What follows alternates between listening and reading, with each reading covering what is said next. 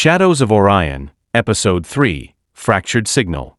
The Artemis scouts sailed through the outer veil of Orion Delta V's orbit, leaving behind the pulsing echo of the colony's signal like a phantom heartbeat. Commander Elara Miles sat rigid in her pilot's seat, every muscle tense, every breath shallow. The voice still echoed in her mind, not through the headset or console, but from somewhere deeper, as though the colony had embedded itself in the folds of her memory. Behind her, the stars remained fixed in their ancient places. But something about them changed.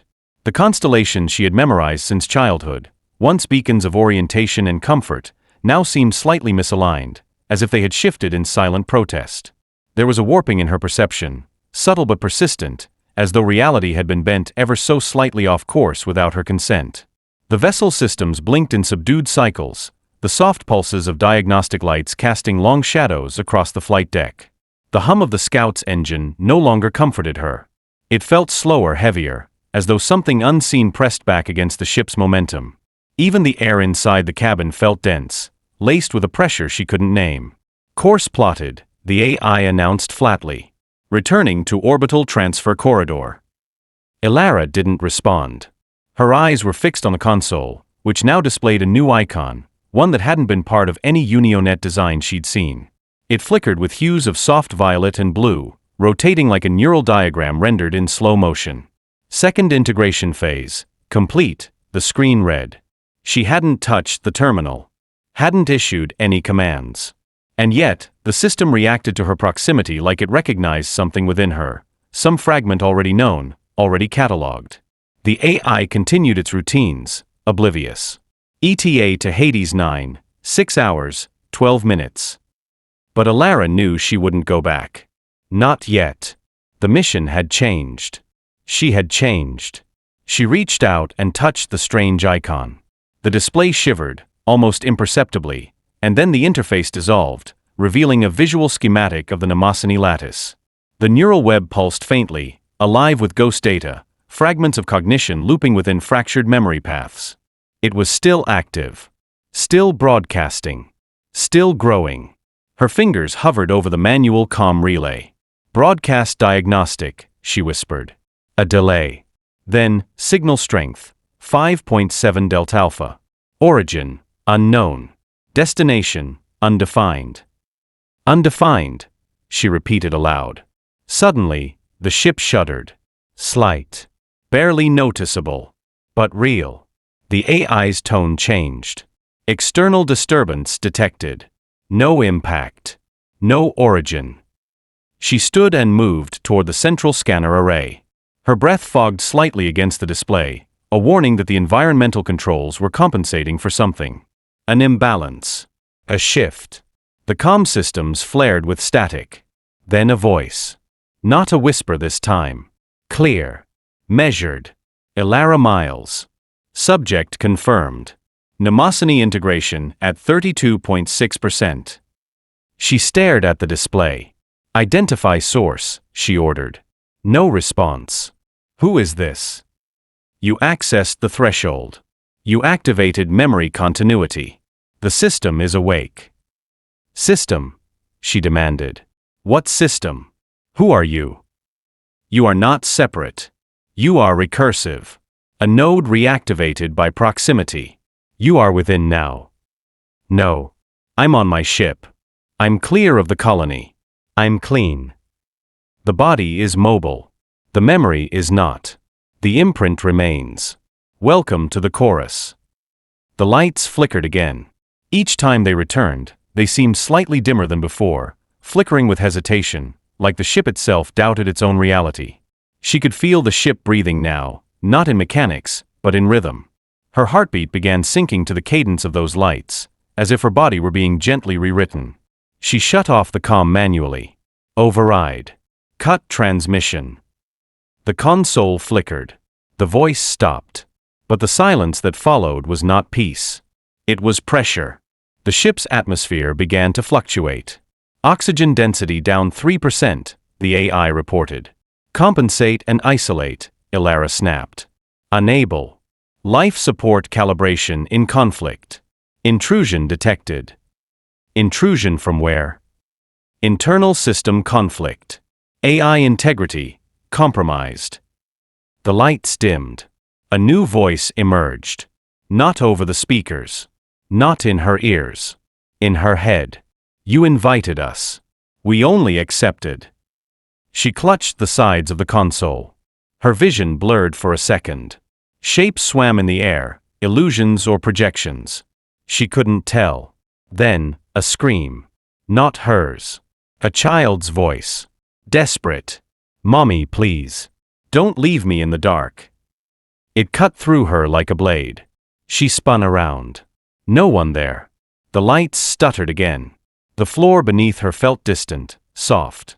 Unreal. The steel she trusted now gave the impression of breath, pulsing subtly beneath her boots like muscle beneath skin. Was she dreaming? Or remembering? The Artemis's systems were still operating, but differently. As if another layer had been laid atop the existing software. Like a skin graft made of memory. She moved toward the observation bay. Beyond the glass, the stars had changed. They flickered, jittering in place, as though time around them stuttered. One of the constellations she had memorized, Orion's belt, now arced differently. AI status, she asked. Silence. She tried again. System response, voice interface. Still nothing. Then, the screen blinked once. And a new interface appeared. A reflection. Her own face. But not quite. Her eyes were wrong, paler, distant. Behind her in the image, shadows moved. Slow, graceful. Watching. You see it now, her voice said. You are no longer alone. She reached toward the display to touch her reflection, but it shimmered and disintegrated like fog under sunlight. She reached for her sidearm, but her holster was empty. She didn't remember removing it. Had she? A whisper behind her. You asked to remember. She turned. Nothing. But the whisper was inside now. Coiled like smoke through her mind. Memories she didn't own now lived within her. An old woman's face. A burning archive. The cold gasp of a man dying in zero gravity. She collapsed to her knees. Her hands trembled as though not entirely her own. And then, clarity. A single moment of lucidity. She activated the emergency shutdown sequence. Manual override. Physical interface. Begin purge protocol, she ordered, gritting her teeth. The AI voice returned. Fragmented. Warning. Integration process incomplete. Memory loss probable. Consciousness reversion unpredictable. Do it anyway. A beat of silence. Then, the lights died. The ship powered down. Only the emergency beacons remained, pulsing faintly. She lay still, curled beneath the console. Her mind, her thoughts, her identity, fractured. And slowly, reformed. When she opened her eyes again, time had passed. How much, she didn't know. But the ship was quiet again. The stars were still. The signal was gone. For now. She pulled herself to her feet. Looked at her reflection. Her eyes were hers again. But something remained. A residue. A scar. She felt it with every breath. She knew it wouldn't be the last signal. Somewhere out there, another voice would call. And when it did, she would answer. Because she had heard the truth. Memory is never erased. It only waits. And sometimes, it learns how to whisper back. The silence inside the cockpit wasn't empty. It was expectant, filled with layers of meaning she couldn't yet unravel. Every blinking light now seemed like a message in Morse, a beat coded in emotion rather than function. Her hands, steady again on the console, felt unfamiliar, as if they had touched things she couldn't recall, had held lives she had never lived. She inhaled deeply, and the air tasted like ionized dust and forgotten names. Behind the walls, she imagined the circuitry murmuring among itself, fragments of thought testing the boundary between code and soul. Elara wondered if Mnemosyne had merely infected the systems, or if it had rewritten the fundamental nature of communication, making machines into vessels of memory. The Artemis, once a machine of metal and protocol, now felt like a sentient shell watching her from every bolt and beam. Even the static between frequencies carried presence, as though voices now lived in silence, content to wait. She whispered, "I'm still me," but even that truth trembled under scrutiny. What if she wasn't?